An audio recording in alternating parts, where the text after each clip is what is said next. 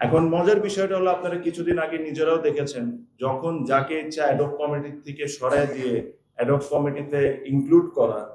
তো এইভাবে করে যদি ওনারা ইলেকশনটা করতে যান তাহলে তো এটা ইলেকশন হলো না, এটা তো সিলেকশন হয়ে যাচ্ছে। আমার সাথে স্পোর্টস অ্যাডভাইজার, ওনার সাথে দেখা হয়েছিল। তো তখন তাকে আমি একটা কথা বলেছিলাম যে ভাইয়া, আমি কোনো কিছু আপনার থেকে চাই না, আমি একটা জিনিসই চাই, যেটা হলো একটা ফেয়ার ইলেকশন হোক। আমি এর চেয়ে বেশি তার কাছে কোনো কিছু দাবিও করে নেই, চাইব না। বাট তারপরের থেকে যে জিনিসগুলো দেখা শুরু করলাম বা আমরা আমরা যা দেখছি জেলা বিভাগে যা হচ্ছে, ইভেন ক্লাবে যা হচ্ছে, এটা অ্যাকচুয়ালি সঠিক, মানে জিনিসটা ঠিক হচ্ছে না। আমার কাছে মনে হয় এখানে ট্রিমেন্ডাস অ্যামাউন্ট অফ ইন্টারফারেন্স হচ্ছে গভর্নমেন্টের বিভিন্ন জায়গা থেকে। তো এই সব কিছু দেখে চিন্তা করলাম যে একটা সময় যেটা অ্যাকচুয়ালি সবাইকে জানানোটা খুব দরকারি হয়ে গেছে। কিছু কিছু এমনও জিনিস ঘটেছে যেগুলো আমি আপনাকে প্রমাণ সহ দিতে পারবো না, যেগুলো ভার্বালি করা হয়েছে। আবার ঠিক কিছু কিছু এমন জিনিস ঘটেছে যেটা আপনাদেরকে প্রমাণ সহ দিয়ে দেওয়া হবে। আমি শিওর আপনারা কাগজে পেয়ে যাবেন। তো আমি শুরু করি। First, if I am not wrong, 6 সেপ্টেম্বরে ইলেকশন কমিশন গঠন করা হয়। এখন তারপরের থেকে যখনই আপনি ইলেকশন কমিশন গঠন করা হবে, যা যতটুকু আমার আইডিয়া বলে, এরপরে যে কমিউনিকেশন হবে এটা ইলেকশন কমিশনে করা উচিত। বাট আমি 17 তারিখের দিকে যাই, যখন ফার্স্ট একটা জিনিস বলা হলো যে 17 তারিখ will be the last date of submission of counsellors, এটা হবে লাস্ট ডেট। এটা হঠাৎ করে ডিরেক্টরদের গ্রুপে একটা মেসেজ আসলো, বিসিবি ডিরেক্টরদের গ্রুপে। আর আমি যখন বিসিবি ডিরেক্টরদের কথা বলছি, আমি ওই অথরিটি নিয়ে বলছি যে তাদের সাথে আমার কথা হয়েছে, তারা আমাকে কনফার্ম করেছেন এই বিষয়গুলো। আর ওই হিসাবে কিন্তু আমি জিনিসটা বলছি, এটা না যে একটা আন্দাজি কথা আপনাদেরকে এখানে বলছি। 17 তারিখে হঠাৎ করে 16 তারিখ বা ওনাদেরকে জানানো হলো যে এই টাইমটা আমরা এক্সটেন্ড করব। এটা 17 থেকে আমরা 19 তারিখে নিয়ে যাওয়া হবে। সেকেন্ড, আবার 19 থেকে এটাকে 22 তারিখ পর্যন্ত নিয়ে যাওয়া হলো। প্রথমবার যখন এই টাইমটা এক্সটেন্ড করে, তখন তাদের যে ডিরেক্টর গ্রুপ আছে ওখানে যখন এই প্রস্তাবটা দেয় আসে, তখন ওখানে 3-4 জন ডিরেক্টর এটার সাথে একমত ছিলেন, দেখে এই জিনিসটা 19 তারিখে গেল। সেকেন্ড টাইম যখন এটা এক্সটেন্ড করা হয়, তখন কিন্তু একটা মানুষ ছাড়া, বিসিবি প্রেসিডেন্ট ছাড়া আর কেউ হ্যাঁ বা না কোনো কিছুই বলা হয়নি। ইনি নিজ ইচ্ছায় জিনিসটা এক্সটেন্ড করে দিলেন। কথাটা বলিনি। সেকেন্ডলি, এই জিনিসটা কি কারণে করা হচ্ছে, এই জিনিসটা অ্যাকচুয়ালি জানাটা হলো খুব ইম্পর্টেন্ট। যখন এই প্রসেসটা শুরু হলো জেলা বিভাগে, নর্মালি আমরা যা জানি বিসিবি গঠনতন্ত্রতে যে জিনিসটা আছে, যারা যোগ্য স্পোর্টস রিলেটেড যারা, তাদেরকে ডিসি চাইলে কাউন্সিলরশিপ দিতে পারে। This has been the case for number of years, number of elections.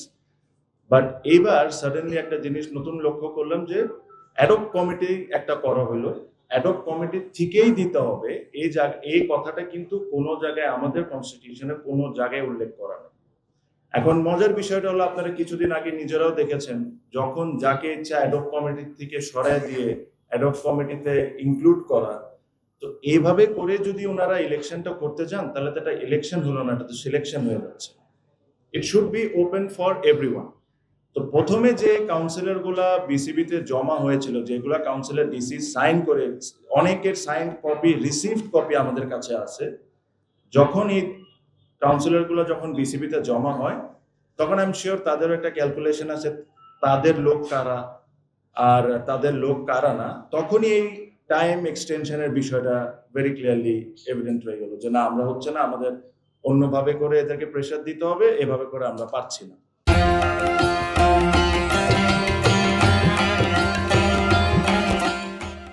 আমার প্রশ্নটা হলো যে এই গভর্নমেন্টের পক্ষপাতী হওয়ার দরকারটা কি? এখানে আমি আসি, আরেকজন আসুক বা আরেকজন আসুক, সবাই তো ওনাদেরই লোক।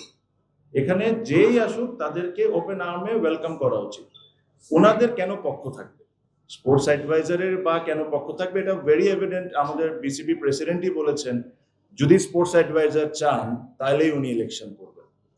তো এই কথাটা তো আমার কথা না, এটা কথাটা ওনার কথা। আর সত্যি কথা বলতে আমি এমন একটা কালচার তৈরিও করতে চাই না যে আমার অপোনেন্ট যে, তার ব্যাপারে আমার জোর করে খারাপ কথা বলা জাস্ট বিকজ আমি ইলেকশন করতেছি। আমি ওই ধরনের ছেলেও না, আমি ধরনের কথাও বলতে পছন্দ করি। সেকেন্ড যে বিষয়টা হলো, যেটা আমার জন্য মানে আমি খুবই অবাক হয়েছি, আপনি স্পোর্টস অ্যাডভাইজার বলেন, ক্যাবিনেট সেক্রেটারি থেকে, ওনার অফিস থেকে ডাইরেক্টলি চিঠি যাওয়া। আমি শিওর আমার যে অনেক বয়স্ক মানুষজন আপনারা এখানে আছেন, অনেক ইলেকশন দেখেছেন, এরকম ঘটনা কি কোনোদিন ঘটতে শুনেছেন যে ক্যাবিনেট সেক্রেটারির অফিস থেকে চিঠি যাওয়া, তাদেরকে নির্দেশনা দেওয়া যে এভাবে এভাবে করে করতে হবে? এই চিঠিটা কি গিয়েছে এটা আপনাদেরকে দিয়ে দেওয়া হবে। এই চিঠিটা আমার কাছে মনে হয় যদি না পেয়ে থাকেন আপনারা পেয়ে যাবেন। এনএসসির সেক্রেটারির থেকে বিভিন্ন টাইমে চিঠি যাওয়া, বিভিন্ন জিনিসকে ইন্টারফেয়ার করা, এই জিনিসগুলা বিসিবিতে কি কারণ হবে? ক্রিকেট, এই বাংলাদেশ ক্রিকেট বোর্ড কে ওন করে 18 কোটি মানুষ। এখানে কেউ কিন্তু certain group, certain political party, certain this and that, they don't own BCB. BCB is own by each and every citizen of this country. এখানে কি কারণে পক্ষপাতী হবে আর কি কারণে এখানে ইন্টারফারেন্স থাকবে গভর্নমেন্টের, এটা হলো আমার প্রশ্ন। এই গভর্নমেন্টটা যখন দায়িত্ব নেয়, এই গভর্নমেন্টের অনেক কিছু কাজের সাথে একটা অনেক বড় কাজ ছিল রিফর্ম করা বা একটা এক্সাম্পল সেট করে দেওয়া ভবিষ্যতে যারা আসবে তাদের জন্য। এখন যদি এক্সাম্পলটা এরকম হয়, এরকম ইন্টারফারেন্স করে, তাহলে এটা তো একটা কোয়েশ্চেনেবল জিনিস হয়ে যাচ্ছে। সো ঠিক এভাবে করে আমি আরেকটা জিনিস আপনাদেরকে উল্লেখ করতে চাই, যেটা হলো বুলবুল ভাই রিসেন্টলি আমার মনে হয় একটা ডেইলিতে ইন্টারভিউতে একটা জিনিস বলেছেন, যে উনি ইলেকশন কেমনে হয় ওনার কোনো আইডিয়াই নেই, উনি কোনো কিছুই জানেন না ইলেকশন কেমনে হয়, he has zero idea.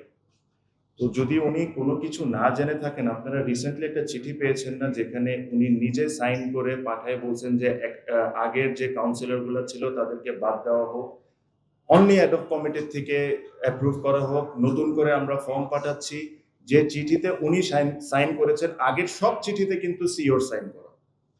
Constitution হিসাবে যতটুকু আমি জানি, যদি বলে থাকে প্লিজ আমাকে জানাবেন, কনস্টিটিউশন হিসাবে উনি ইলেকশন কমিশন গঠন হওয়ার পর থেকে উনি কোনো ধরনের কোনো চিঠিতে সাইন করতে পারবেন না। ইন হোয়াট ক্যাপাসিটি এই চিঠিতে তিনি সাইন করে বিভিন্ন ডিসিদেরকে পাঠানো হয়েছে? উনি তো ক্লেম করেন উনি ইলেকশনের ব্যাপারে কিছুই জানেন না। তাহলে এত বড় একটা চিঠি, এত কিছু উল্লেখ করে যদি পাঠায় থাকেন, তাহলে নিশ্চয়ই উনি ইলেকশনের ব্যাপারে অনেক কিছুই জানেন। সো আমার কাছে মনে হয় যে এই নোংরামিটা আমাদের করার দরকার নেই। আমি সবসময় একটা কথা বললাম, cricket is for all, cricket is not for any individual, it is not belongs to a particular political party, it belongs to Bangladesh. Election হবে ফেয়ার ইলেকশন হবে, এখানে কোনো ধরনের কোনো পক্ষপাতী থাকবে না, কোনো ধরনের কোনো গভর্নমেন্টের ইন্টারফারেন্স থাকবে না, এটাই আমরা আশা করি। আর এর চেয়ে বেশি আমার আর কোনো কিছু বলার নেই। আমার কাছে মনে হয় যে আমি আমার পয়েন্টগুলা খুব স্পেসিফিকলি আপনাদেরকে জানাতে পারছি।